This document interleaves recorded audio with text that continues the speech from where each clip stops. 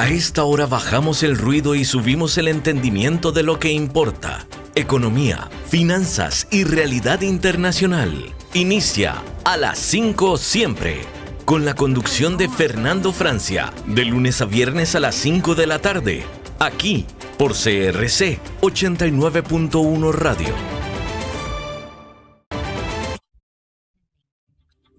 Hola, ¿qué tal? Bienvenidos.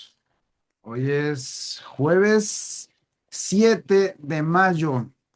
7 de mayo, ya corre rápido el año de 2026. Son las 5, son casi las 5 en punto de la tarde y eso quiere decir que usted va a estar al tanto de todo lo que importa en el mundo de la economía, las finanzas y la actualidad internacional.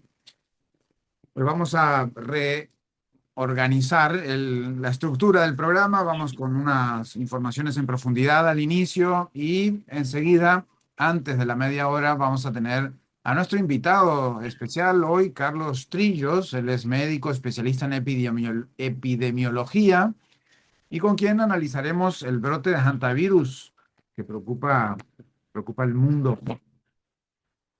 Anda ahí el barco con este brote, pero bueno, no se sabe qué más va a pasar. Vamos a ponernos en contexto y a entender un poquito qué pasa con el hantavirus con Carlos Trillo, especialista en epidemiología. Al finalizar, como siempre, de todas maneras, a la misma hora, la columna de nuestra querida amiga Claudia Uribe, desde Colombia, que pues toca temas internacionales, relaciones internacionales, comercio internacional. Vamos a ver qué nos trae hoy. La producción, como siempre, a cargo de Mauricio Sandoval desde Bogotá, Colombia, y en controles el talento técnico de David Guerrero, que hace posible que puedas escuchar este programa tanto por CRC 89.1 FM desde San José de Costa Rica, como en las distintas plataformas. Ya sabes que estamos en YouTube con el programa grabado, en Facebook Live y en otros espacios de redes sociales. Vamos a analizar una nota en profundidad primero, antes de pasar entonces al tema central de la tarde. Empezamos entonces con, bueno, el tema de la guerra y la escasez energética que a partir de la guerra de Estados Unidos se ha em, pues que ha impactado a el mundo entero, pues en realidad le abren a China una oportunidad de poder en Asia y en el mundo.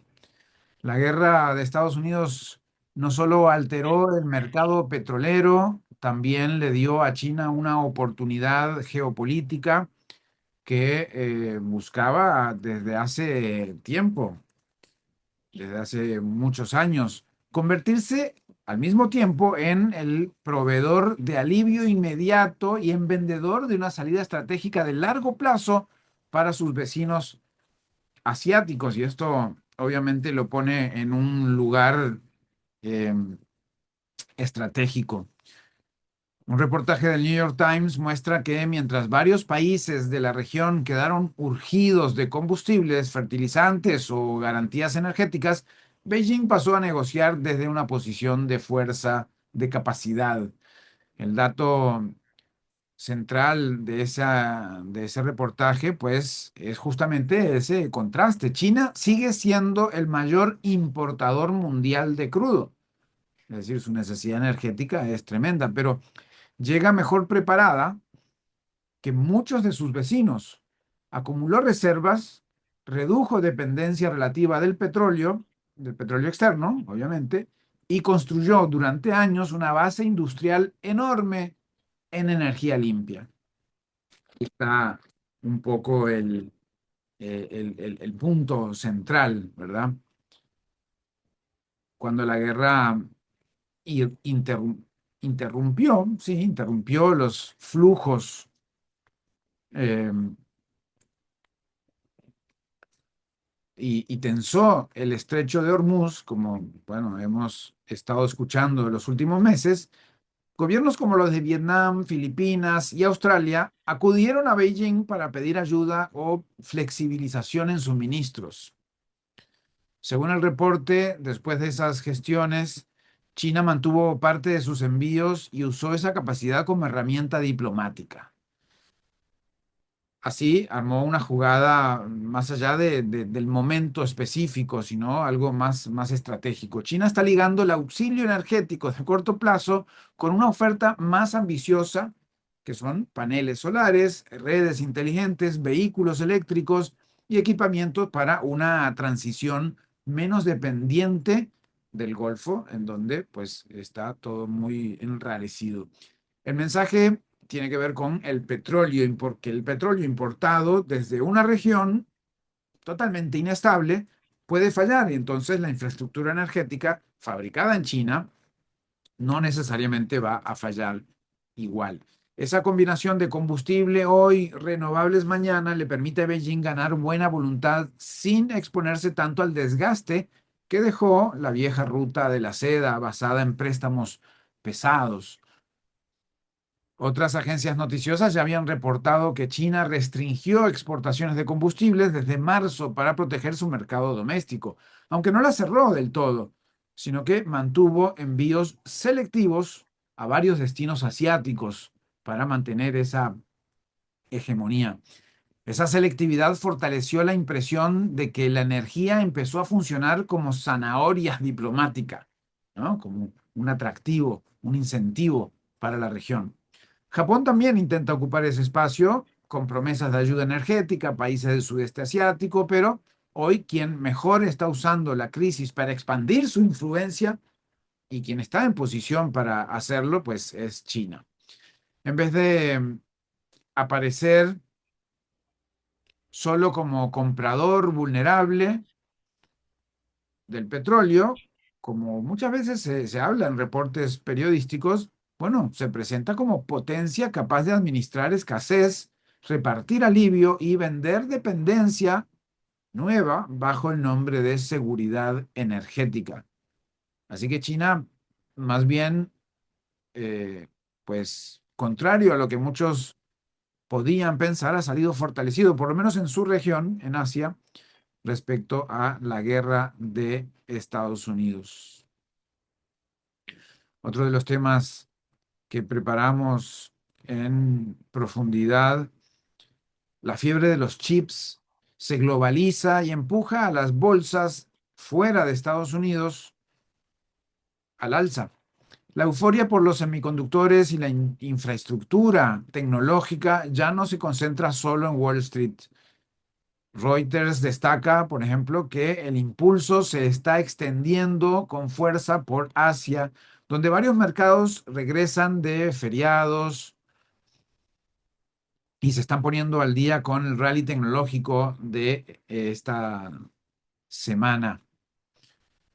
Este jueves fue el turno de Japón. El Nikkei saltó casi 6%, liderado por una suba cercana al 20% en SoftBank, una de las grandes apuestas del mercado a la expansión global de la inteligencia artificial y del negocio de chips. La magnitud del movimiento muestra dónde está hoy la carrera tecnológica. Tokio acumula una ganancia del 25% en lo que va del año, muy por encima del 8% que marcó en lo que va del año Standard Poor's 500, el índice en Wall Street, y también del 11% de ganancias que marca Nasdaq, también en Wall Street. Y Corea del Sur va todavía más lejos, con un alza de 75%, confirmando que buena parte de la gran pelea por chips, equipos y capacidad industrial se está jugando fuera de Estados Unidos y no necesariamente en las empresas de las que más se habla todo el tiempo, de las grandes siete de la tecnología. El contexto obviamente pues ayudó a ese panorama. Wall Street siguió marcando máximos después de que crecieran las esperanzas de un acuerdo entre Estados Unidos e Irán, pero así como sube, baja porque esas esperanzas se derrumben un día sí, el otro también. Esto impulsó, por lo menos en esta jornada, el petróleo hacia abajo, pero es muy volátil. El Brent bajó de los $100 en por ahí de 99, el WTI a los 93. Esto alivió presión sobre inflación y tasas, pero obviamente se considera muy momentáneo, no es necesariamente duradero. Con energía más barata, bonos más tranquilos y empleo privado aún firme en Estados Unidos, el mercado volvió a mirar hacia donde hoy siente que está la expansión más poderosa, que es la tecnología, chips e inteligencia artificial. y en ese sub y baja se mantienen las bolsas de eh, Estados Unidos, las bolsas de Nueva York, y pues sube cuando las tecnológicas mandan un mensaje positivo, baja cuando eh, el armisticio o la guerra pareciera que sigue frágil o que se rompe y bueno, entonces ahí están en ese sube y baja.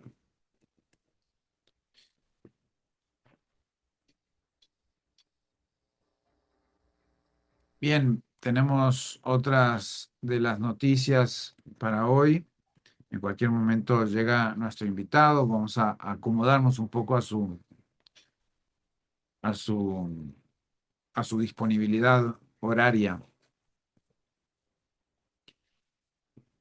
Las reformas tributarias empujaron la recaudación de América Latina y el Caribe, por lo menos en un informe que estudió el año 2024, un informe conjunto de CEPAL y la Comisión Económica para América Latina y el Caribe y la OCDE, la Organización para la Cooperación y el Desarrollo Económicos, pero también el Banco Interamericano de Desarrollo y el CIAT, muestra que los ingresos tributarios de América Latina y el Caribe mejoraron en 2024, aunque con resultados desiguales.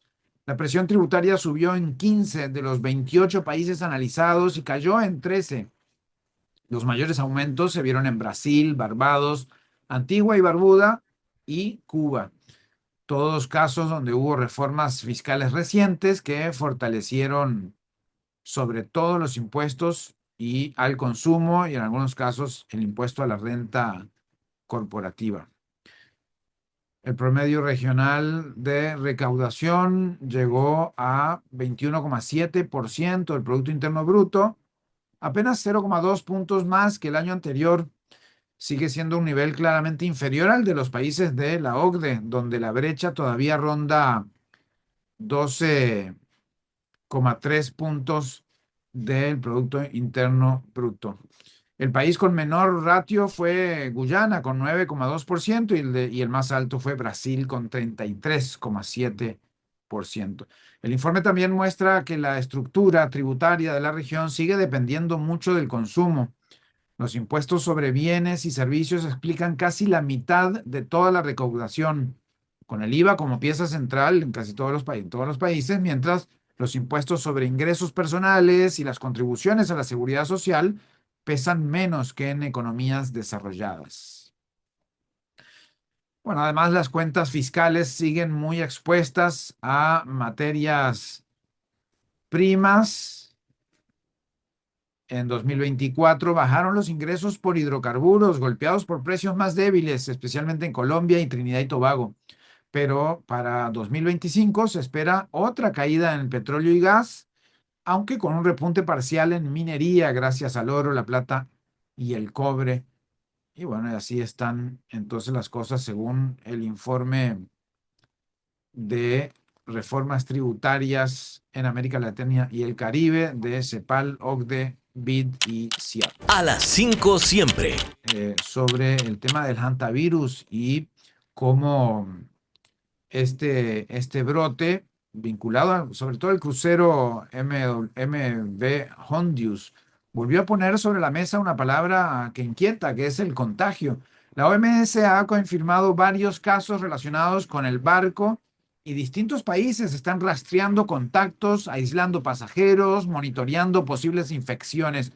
Pero al mismo tiempo, la propia OMS ha insistido que no hay razones para pensar que esto vaya a convertirse en una epidemia como la del COVID-19 o algunas otras, porque se trata de un virus conocido, con una dinámica de transmisión muy distinta y mucho más limitada. Distintas agencias noticiosas reportan que eh, el CDC considera muy bajo el riesgo para la población general, aunque cuando ya hay personas bajo observación en varios países, pues se tiene que poner atención. Lo que hace más llamativo el caso es el escenario, un barco que en teoría parece un lugar aislado, pero que en la práctica funciona como un espacio cerrado, con convivencia estrecha, circulación internacional y desembarcos en distintos puntos del mundo. Y ahí está un poco la clave, porque este episodio suena un poco a esto, ¿no? No porque anuncie una nueva pandemia, sino porque reúne varias cosas que activan todas las alarmas y todo al mismo tiempo. Muertes, contactos internacionales, cuarentenas y bueno, por supuesto que el recuerdo todavía fresco del trauma del COVID. Nos acompaña ya Carlos Trillos, médico con especializaciones en gestión de servicios de salud, epidemiología, gestión en salud ocupacional, gestión del talento humano, maestría en epidemiología justamente y actualmente candidato a doctorado en bioética y bueno, pues especialista que nos puede conversar un poquito y aclarar quizás algunas dudas que tengamos sobre este caso. Lo primero, Carlos, bueno, darte la bienvenida, el agradecimiento que le dediques un rato de tu agenda al programa y a la audiencia. Muchas gracias. ¿Cómo estás, Carlos?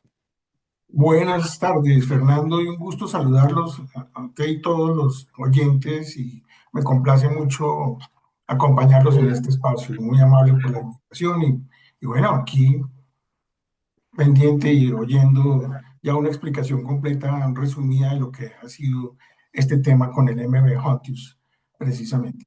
Sí, pues el barco, ¿no? Llama la atención eh, que debe, que debe ser muy, por lo menos, una tensión tremenda estar adentro de ese barco, por lo menos, ¿no?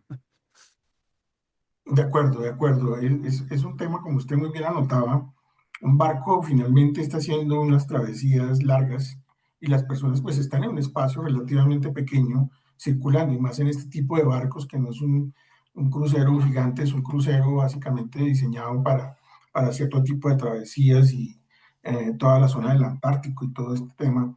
Y pues bueno, tiene una capacidad de 149 pasajeros, si no estoy mal, puntualmente con su tripulación y un médico a bordo. Y pues bueno, tiene unas características propias de este barco. Y como muy bien lo menciona, pues es un tema donde es mucho más fácil entrar en contacto más cercano con las personas, con compartir y convivir más puntualmente, aun cuando hay ventilación por algunas áreas del barco, pero igual hay una zona de contacto más estrecho y una circulación más restringida. Y eso es una de las cosas que facilita precisamente esa cadena de contagios que se ha observado y que se ha reportado. Y eso sucede, ¿no? Eso sucede con algunos brotes en barcos. Eso es un tema el cual se ha visto y contemplado en el Reglamento Sanitario Internacional. Lo primero que queríamos preguntarle, ya hemos escuchado hantavirus anteriormente, ¿no? En temas internacionales, ha sonado, no es la primera vez que escuchamos del hantavirus. Bueno, vos como especialista en epidemiología, por supuesto que lo conocerás, pero ¿ya ha sido protagonista antes o no? Sí, el hantavirus ha sido un virus que ya se ha reportado y han habido brotes en varias partes del mundo. Es un virus que fue de hecho descrito inicialmente. Hay dos síndromes que se producen por el hantavirus. Digamos que hay unas, digamos, el hantavirus es una familia, no es un solo virus, es una familia de virus y hay varios tipos de especies, cepas y linajes como tal. Entonces, digamos, en el Asia y en Europa, este virus arranca en Corea y puntualmente se empiezan a observar casos allí. Y en todo el bloque que es europeo o asiático, se observa una modalidad del síndrome de fiebre hemorrágica y síndrome renal. Entonces, esa es una característica particular, tiene menos letalidad. Y en los Estados Unidos, más o menos a principios de los 90, empezó a describirse como hantavirus adicionalmente un cuadro de un síndrome respiratorio, un síndrome pulmonar por hantavirus, específicamente en el suroeste de los Estados Unidos. Y en las Américas se ve y se ve más con esa variante, con esa modalidad que es el síndrome pulmonar o cardiopulmonar por hantavirus, que es lo que se describe puntualmente. Y posteriormente hay que tener en cuenta que en las Américas igual también hay varios tipos de especies y linajes de hantavirus.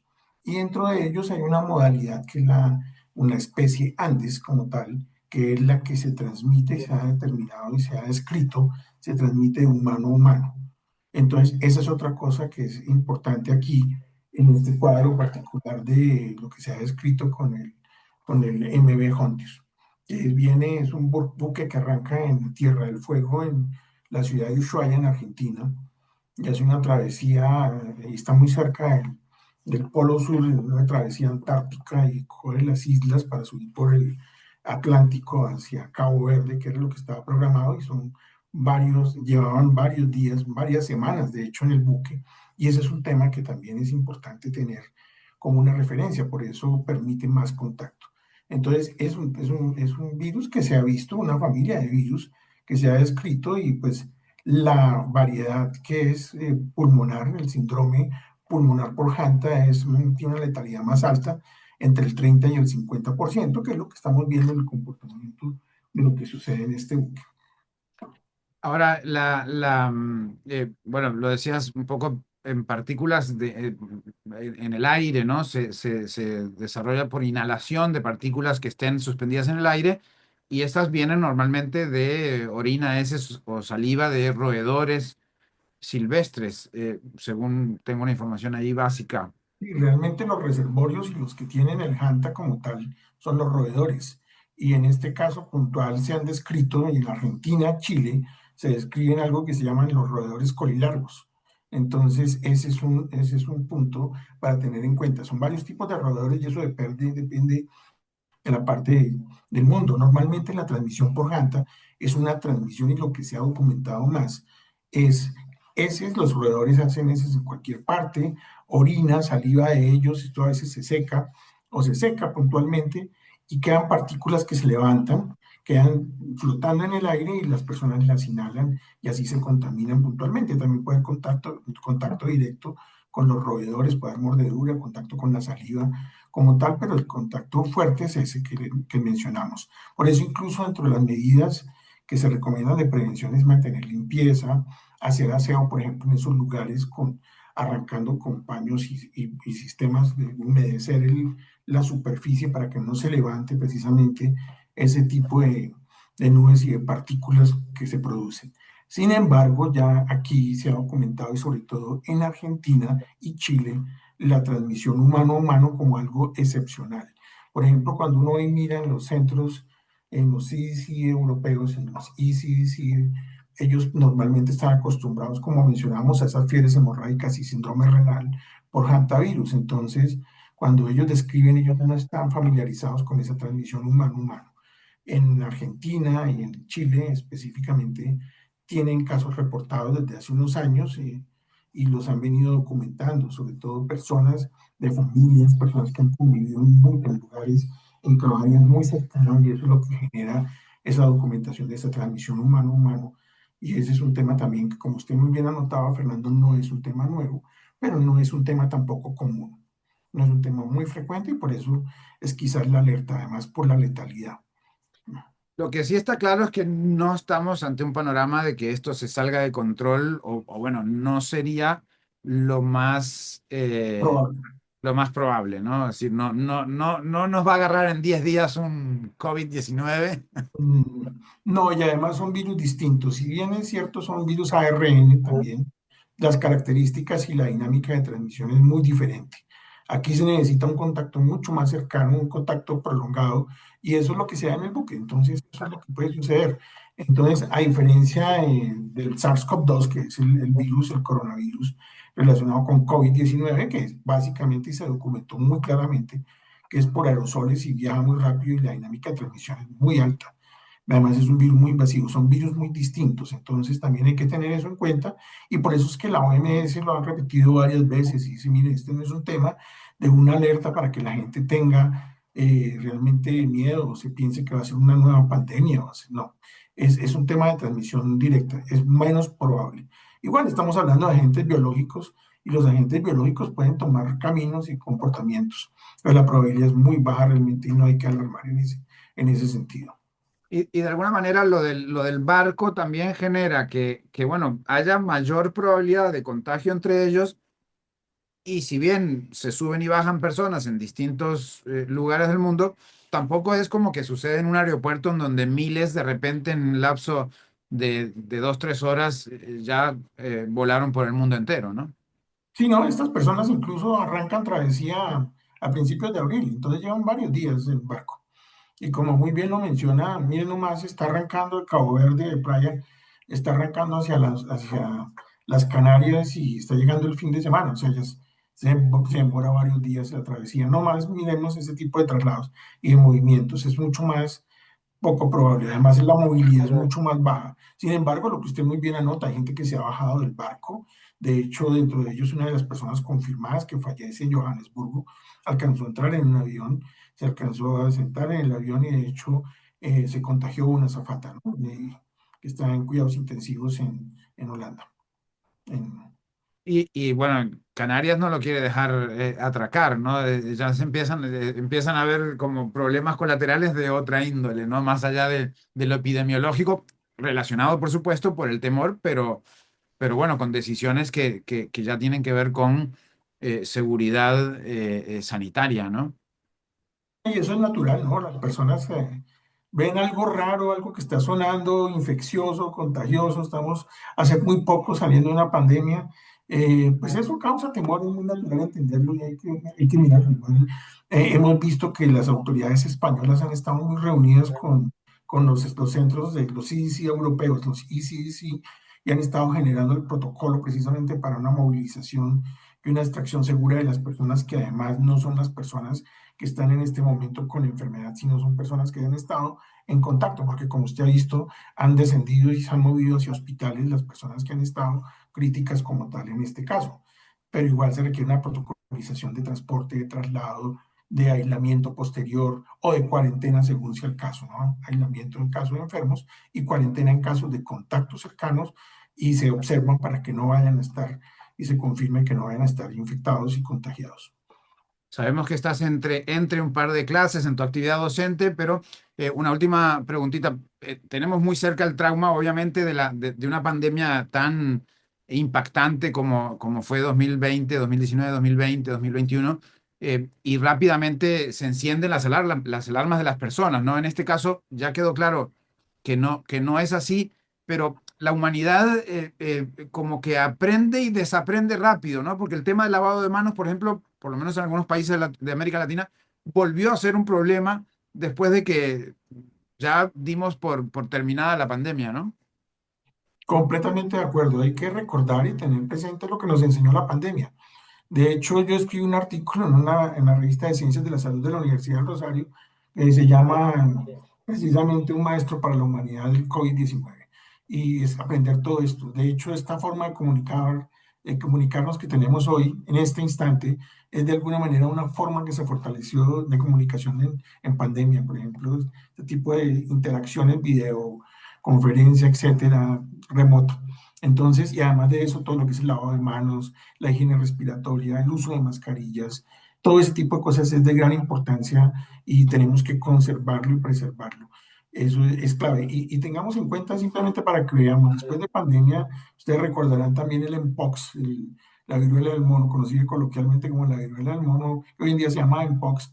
También tuvo una dinámica de transmisión lenta, incluso se fue a muchos países y hubo rastreos en prácticamente todos los continentes y no llegó a tener las características y lo que fue la pandemia por COVID-19. Igual este es incluso un virus que tiene una dinámica de transmisión muy diferente para que en ese sentido no se generen alertas y temores y por eso la OMS ha dado varios partes de tranquilidad. Y se han hecho rastreos, se ha hecho seguimiento de la gente que se ha movido, ha viajado, se ha desplazado en aviones, hay otra persona en Suiza, y han hecho rastreo incluso de la pareja que estuvo en Argentina, cómo entra, lo más probable es que haya entrado contaminada al barco, ¿no? Que haya entrado infectada. Y ellos hicieron una travesía por Argentina y sobre todo que en Argentina se tiene descrito que esa especie de Andes específicamente y esos linajes que están relacionados con transmisión humano-humano se daban más en la parte de la cordillera y aquí no tanto en Ushuaia. Entonces, ellos incluso manifiestan que ellos se movieron, ellos fueron a Buenos Aires, Mendoza, incluso entraron, salieron, fueron a Uruguay, se movieron bastante. Entonces, están haciendo todo el rastreo y mirando posibles puntos de ese caso que llamamos el caso índice, que es el primero. Muy bien, pues muchas gracias, Carlos. Y en efecto, pues los aprendizajes de una pandemia tienen que servirnos para prevenir futuras pandemias, ¿no? De acuerdo. Y evitar dolores de cabeza, incluso con temas cotidianos, desde gripes, influenza, todo ese tipo de cosas. Bueno, no, un gusto y bueno, un fin de semana muy agradable y básicamente es protección, prevención, autocuidado.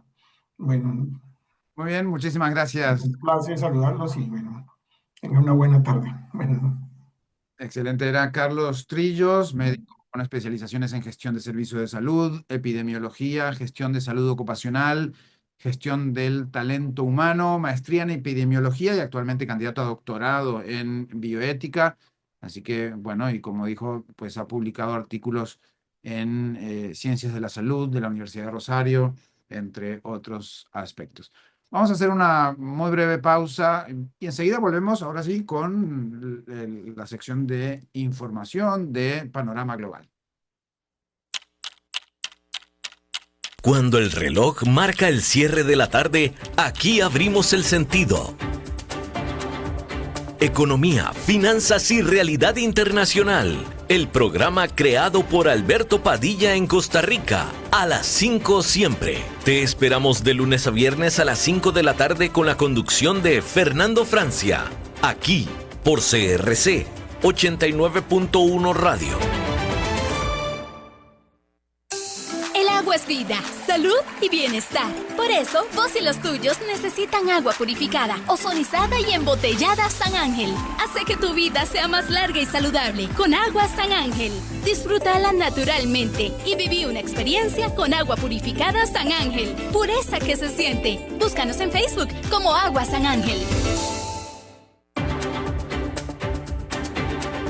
Regresamos a las 5 siempre con Fernando Francia.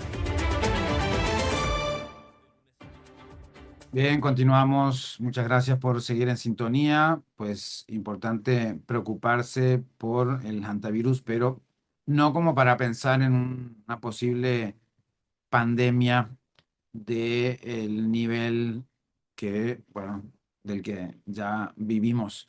Les estaba comentando sobre el informe de UNCTAD, la Conferencia de las Naciones Unidas sobre Comercio y Desarrollo, que dice que pues, no solo los aranceles son eh, las barreras, ¿no?, en el comercio mundial, sino que hay otras también. La Agencia de Naciones Unidas, la UNCTAD, subraya que los aranceles aumentaron 10% para países desarrollados, 16% para países en desarrollo y 18% para los países menos adelantados. Pero aún así, en el 88% de los países, los costos vinculados a medidas no arancelarias superan a los aranceles propiamente dichos. El problema es que estas barreras son menos visibles, más complejas de identificar y muchas veces más caras de cumplir, sobre todo para firmas pequeñas o economías con menos capacidad técnica. Para los países en desarrollo, la carga es doble. La UNCTAD señala que enfrentan tarifas más altas y, al mismo tiempo, reglas más difíciles de cumplir. En regiones como Asia del Sur y América Latina, los aranceles sobre exportaciones casi se duplicaron. Y en el caso de los países menos adelantados, la pérdida es directa. Dejan de colocar cerca del 10% de sus exportaciones y hacia mercados del G20 porque no logran cumplir los requisitos regulatorios. No siempre es una cuestión de competitividad de precio solamente, muchas veces es una cuestión de capacidad para certificar, testear o simplemente entender qué norma aplica en cada mercado. Ahí aparece otro punto central del informe de la UNCTAD: la opacidad misma funciona como una barrera comercial. Cuando una empresa no sabe con claridad qué exige un mercado o debe navegar reglas fragmentadas y mal notificadas, pues el costo sube.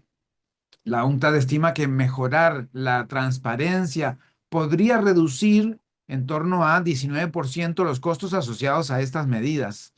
Cuando las reglas no se notifican bien, el efecto puede equivaler a un arancel de 28%. El organismo, la UNCTAD, también pone el foco en la cooperación regulatoria. Alinear normas, reconocer estándares equivalentes y simplificar procedimientos puede recortar entre 15% y 30% los costos ligados a estas barreras. En África, incluso una cooperación parcial podría bajar entre 30 y 40% esos costos en agricultura y manufactura. El planteo de la UNCTAD no es eliminar regulaciones sanitarias, ambientales o de seguridad, claro. Es reducir duplicaciones, opacidad y costos innecesarios para que la protección pública no termine funcionando como un cerrojo para el desarrollo exportador de muchos de los países. Bien, ahora sí vamos a el panorama global. Tenemos mucha información preparada para ustedes de lo que ha pasado en las últimas horas en el mundo entero. Empezamos en Estados Unidos. Los mercados globales arrancaron el día mirando tres cosas a la vez. Euforia tecnológica, que sigue presente. Petróleo todavía tensionado, aunque a la baja por hoy. Y un dólar más firme. Agencias noticiosas destacan que el entusiasmo por chips e inteligencia artificial sigue sosteniendo apetito por riesgo, pero la guerra y la energía cara mantienen el mercado en equilibrio inestable. Así que, bueno, todo Wall Street en rojo hoy al cierre de los mercados. Un tribunal, y esta de última hora, un tribunal comercial de Estados Unidos falló contra los nuevos aranceles globales de 10% impuestos por Donald Trump y concluyó que no estaban justificados bajo la ley comercial de 1974, como así lo había anunciado la Casa Blanca y el propio Donald Trump. Recordemos que estos no son los aranceles del año pasado, que ya la Suprema Corte de Justicia los había tumbado, sino que los que se sacó de la manga Donald Trump para, pues, articular nuevas amenazas a países que él considerara o que tenían un déficit de, de intercambio o no. Pues el caso fue impulsado en un tribunal comercial por pequeñas empresas y golpea pues otro intento de Donald Trump por sostener su ofensiva arancelaria después de los tropiezos previos de la Corte Suprema. Así que se pone, bueno, la institucionalidad no le permite a Donald Trump, pues simplemente anunciar un antojo, un capricho y llevarlo adelante. En relación con la guerra de Estados Unidos, la tregua con Irán se mantiene, pero sigue siendo muy frágil y provisional, mientras Washington espera la respuesta de Teherán a una propuesta estadounidense que por ahora pues congelaría los combates sin resolver los temas más espinosos, incluidos el programa nuclear iraní, que ha sido, pues a nivel retórico, por lo menos siempre uno de los temas más importantes. El cese al fuego todavía se mantiene, por lo menos en la narrativa, pero la parte más fuerte de la negociación sigue pendiente y todavía no se resuelve. Así que está, pues, en pleno desarrollo, como ha estado desde el 28 de febrero. Mientras tanto, en Emiratos Árabes Unidos, pues ha logrado sacar parte de su petróleo por el estrecho de Hormuz, usando buques menos visibles y maniobras de exportación un poco más discretas. La operación muestra hasta qué punto los productores del Golfo están tratando de vender aún en medio del riesgo militar para no perder los ingresos ni cuota de mercado y, bueno, para por lo menos mantener cierta estabilidad dentro de tanta incertidumbre. Mientras tanto, Irán creó una nueva autoridad para controlar la navegación en el estrecho de Hormuz en plena fragilidad de la tregua regional. El movimiento aumenta la presión sobre una de las rutas energéticas más sensibles del mundo, como ya lo hemos estado comentando desde hace, pues qué, ya 3 meses, 2 meses y algo. Y bueno, deja claro que Teherán quiere institucionalizar su capacidad de influir sobre el tráfico marítimo y que no quiere abandonar su autoridad sobre esa franja de agua por donde pasa el 20 y tantos% del petróleo mundial, del gas, de los fertilizantes, de tanta materia prima. Vamos a África. Las mineras lideran la recuperación en el ranking de las 250 mayores empresas africanas. Esto habla de la extracción de recursos naturales en el continente. Y esto, bueno, empujadas las mineras por mejores precios de algunos de los metales y por el renovado interés global en metales estratégicos, por supuesto. El rebote muestra cómo la región vuelve a beneficiarse de materias primas clave para energía, tecnología e infraestructura. Por otro lado, el alto comisionado de las Naciones Unidas para los Derechos Humanos pidió a Túnez que frene la represión contra la sociedad civil y contra periodistas. La advertencia apunta al deterioro del clima político y al uso creciente de presiones estatales contra voces críticas en el país norteafricano. El mercado petrolero africano entra en una nueva etapa de turbulencia por la combinación de guerra, precios volátiles y reacomodos de rutas energéticas. El continente enfrenta al mismo tiempo riesgos para exportadores, presión sobre importadores y más incertidumbre para inversiones en el sector. Bueno, y en Europa, eh, Donald Trump, no en Europa, pero relacionado con Europa, Donald Trump le dio a la Unión Europea un plazo hasta el 4 de julio para cerrar un acuerdo comercial y amenazó con subir aranceles si no hay avances. La presión vuelve a poner tensión sobre la relación transatlántica con automóviles, acero y otros sectores industriales en la mira. Y Alemania quiere terminar con la regla de unanimidad de la política exterior de la Unión Europea y reemplazarla por decisiones de mayoría calificada. El impulso ganó fuerza después de los vetos reiterados de Hungría, que ya se anunciaron que van a cesar, pero pues ya tuvo una gran experiencia con el presidente saliente ya de Hungría, especialmente pues el bloqueo de un préstamo de 90.000 millones de euros para Ucrania. Berlín asegura que ya tiene el respaldo de 12 países para intentar ese cambio, así que pues lo veremos quizás implementado en breve. Bueno, la visita de Lula a Donald Trump sin duda es noticia en el mundo. Donald Trump describió a Lula como dinámico. No sé si por haber visto los TikToks de Lula haciendo ejercicios o por la reunión en sí. Después de la reunión centrada en comercio y aranceles entre Estados Unidos y Brasil, el tono más cordial pues no borra las fricciones, pero sí sugiere que ambos gobiernos intentan evitar un choque mayor mientras negocian temas sensibles de industria y exportaciones. La Cámara de Diputados de Brasil aprobó un proyecto sobre minerales críticos justo antes de la visita de la reunión entre Lula y Trump. El paso legislativo refuerza la intención brasileña de posicionarse en una cadena estratégica para baterías, transición energética y seguridad tecnológica. En México, el Banco de México bajó la tasa de interés a 6,50% y dio por terminado su ciclo de recortes, dijo Banjico. La lectura del mercado es que la autoridad monetaria cree haber llegado a un punto suficientemente expansivo en medio de inflación todavía vigilada y una economía que no termina de despegar con fuerza. Y para terminar esta serie de notas, Bolivia volvió a los mercados internacionales de bonos por primera vez desde 2022. Buscando financiamiento externo en un contexto de presión fiscal y menor margen interno. El retorno marca un intento de recuperar acceso a capital global en Bolivia, aunque con costos seguramente más altos que en sus ciclos anteriores.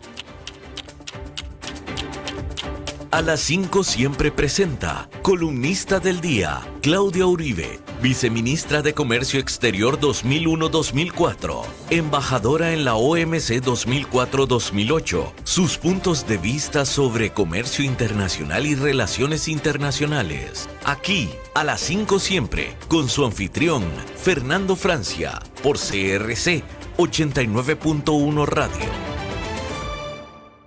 Hola Fernando, ¿cómo has estado?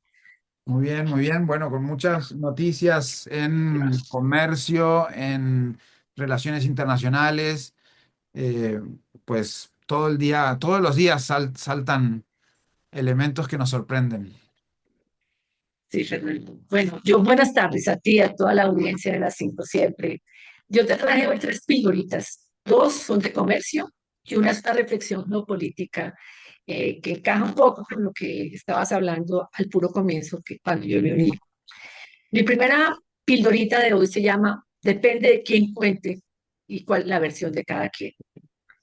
China, para aliviar el descontento de los africanos debido al creciente desbalance comercial entre un país y un continente, toda África, decidió otorgar gratuitamente preferencias arancelarias a los productos africanos.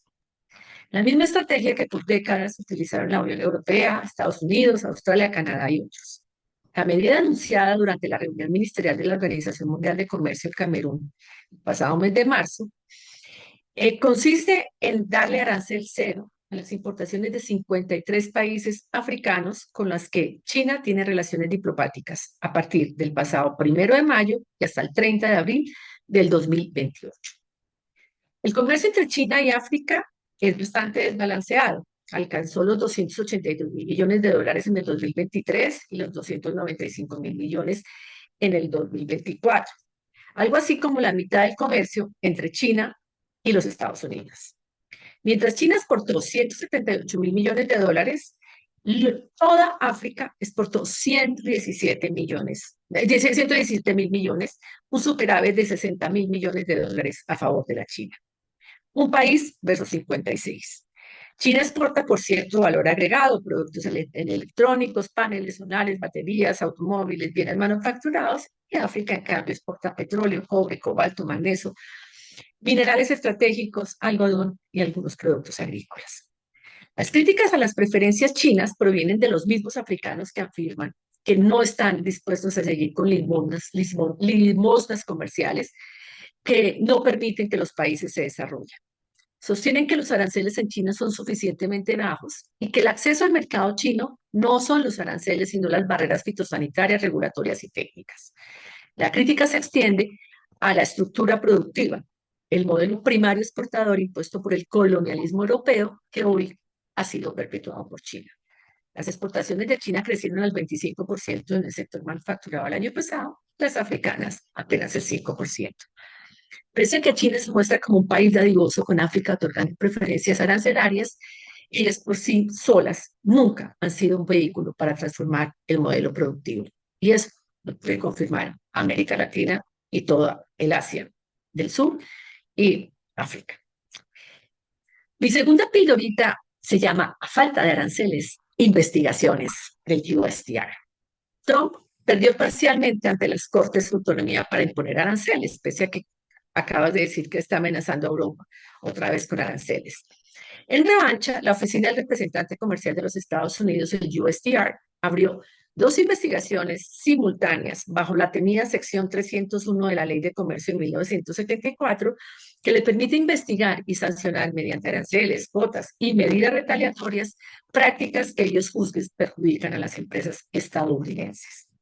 La primera investigación apunta contra 60 socios comerciales por no garantizar que las cadenas internacionales de comercio puedan demostrar que son libres de trabajo forzado. Nadie se escapó. Todos los países de la Unión Europea, Suiza, Noruega, Reino Unido, pero en América Latina casi todos, México, Brasil, Colombia, Argentina, Perú, en Asia, India, Vietnam, por supuesto Chile, Australia, Nueva Zelanda, todos quedaron incluidos en esta investigación. La segunda ofensiva se refiere a la investigación que le abrieron a 16 economías, y esta es de peso pesado contra China, la Unión Europea, Japón, Corea del Sur, México, Vietnam, India, entre otras, a quienes acusan de mantener un exceso estructural de capacidad industrial y de exportar productos subsidiados que afectan la producción doméstica estadounidense. Por supuesto, se está refiriendo al sector del carbón y del acero y del aluminio. Esta semana comenzaron en las oficinas de USTR las audiencias, llamados hearings, donde se demostraron las primeras líneas de defensa. Ningún país aceptó los cargos de los Estados Unidos. Países como China e India rechazaron las acusaciones de dumping estructural y defienden sus ventajas competitivas, sus economías de escala, y argumentan que carecen de subsidios ilegales de los que son acusados por Estados Unidos. Europa sostuvo en los hearings que Washington intenta reconstruir jurídicamente la política arancelaria que la Corte Suprema de Justicia de los Estados Unidos limitó mediante el uso de estas investigaciones. Y otros países cuestionaron que Estados Unidos convierta problemas laborales y éticos en trabajo forzoso y a su vez en instrumento de política comercial para proteger la ineficiencia de la industria americana. Mientras productores estadounidenses de acero y manufacturas exigen medidas más agresivas y apoyan todas las investigaciones iniciadas por el USDA, los agricultores, como los productores de soya y los importadores en el mercado americano, temen que estas investigaciones terminen en otras represalias comerciales similares a las adoptadas cuando se hizo la primera guerra comercial con China en el primer gobierno del presidente Trump. Finalmente, nos sobra recordar que los costos de honorarios de los abogados y los equipos de defensa comercial de los países y las empresas tienen que ser contratados en los Estados Unidos y son extremadamente onerosos. Al menos estos exportan servicios asistiendo a gobiernos del mundo entero. Y mi última pildorita es una reflexión geopolítica, la cumbre de Armenia. Armenia es una antigua república de la Unión Soviética. Organizó el pasado 4 de mayo una reunión sin precedentes bajo el liderazgo del presidente Khachaturian, una cumbre inédita que reunió todos los países de la Unión Europea, todas las repúblicas soviéticas, salvo Rusia y Bielorrusia, que fueron excluidas. Fue la primera organizada y llevaba un mensaje doble, uno para Donald Trump y otro para Vladimir Putin. La invitación especial al primer ministro canadiense Mark Carney reforzó el mensaje transatlántico. Allí se habló del multilateralismo, el restablecimiento del imperio de la ley, y se acordaron 3 compromisos: fortalecer el apoyo político y militar a Ucrania, aumentar el gasto europeo en defensa, prescindiendo de los Estados Unidos, y profundizar la coordinación estratégica con la OTAN. Zelensky también estuvo invitado en esta fiesta. ¿Cómo la ves, Fernando? Eso es lo que te traía hoy. Interesantes temas, Claudia. Esto de la cuestión arancelaria que tenías tú, bueno, la primera y la segunda pildoritas que están un poco vinculados porque, bueno, justo ahora se cae también esta segunda ola de aranceles que Trump estableció, este 10% que empezó a repartir también, y como que esto no le está resultando, o sí le está resultando. ¿Cuál es tu mirada, Claudia? Bueno, lo de China, realmente como país beneficiario de preferencias en algún momento en la vida, tengo que decirte, pues, tengo mucha desconfianza en las preferencias arancelarias que se otorgan a los países en desarrollo. Sobre los Estados Unidos, también vinculado con lo que hablamos el jueves pasado, yo creo que a Trump le ha funcionado. Y también creo que Trump es capaz de encontrarse bypasses y estas investigaciones van para allá. Porque al haber escogido los temas escogidos, trabajos forzosos, o sea, trabajos forzosos en Suiza, por favor, trabajos forzosos en Noruega, por favor, ¿de qué me estás hablando? O sea, y o haber escogido los 16 economías para hacerles investigaciones en acero, aluminio, los sectores que él quiere proteger, pues obviamente es por la puerta de atrás que él va a mantener tarifas y aranceles. Es defenderse en estas investigaciones es durísimo. Yo creo que ustedes también, Costa Rica lo sabe, todos lo sabemos. Esos procesos son hiper carísimos. Eso existe un lobby en los Estados Unidos y eso es una elegancia, pues, esos abogados. Pero pues una hora de un abogado, eso cuesta $1,000. De manera que, bueno, imagínate, por un lado, todos tienen que contratar abogados para defenderse, y por otro lado, pues van a terminar condenados. Es mi opinión. Sí, pues por lo menos por ahí exporta servicios, como decías. Así que por lo menos para algo.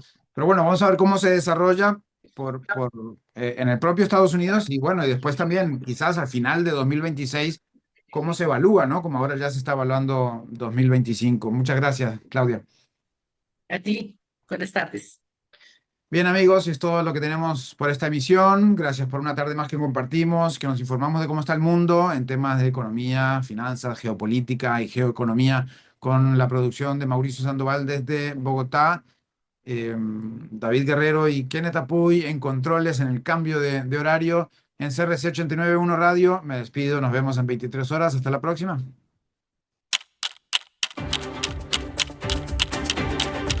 Concluye a las 5 siempre. Economía, finanzas y realidad internacional para entender lo que importa. De lunes a viernes a las 5 de la tarde, con la conducción de Fernando Francia. Aquí por CRC 89.1 Radio.